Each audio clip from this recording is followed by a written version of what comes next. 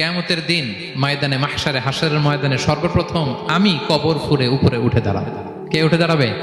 বিষ্ণু ইসলাম সর্বপ্রথম কবর ফুরে উনি উঠে দাঁড়াবেন এবং হাশরের ময়দানে উনি কোথায় দাঁড়াবেন? ওনার জন্য একটা স্পেশাল জায়গা থাকবে। জায়গাটার নাম হচ্ছে মাকামে মাহমুদ। জায়গাটার নাম কি? মাকামে মাহমুদ। ওইখানে বিষ্ণু ইসলাম মাকামে মাহমুদে দাঁড়াবেন। আল্লাহ তাআলা বলেন ওয়ামিনাল লাইলি ফাতাহাজ্জাদ বিহি নাফিলাতাল লাক আসা আইয়াবআসাকা রাব্বুকা মাকামান মাহমুদা।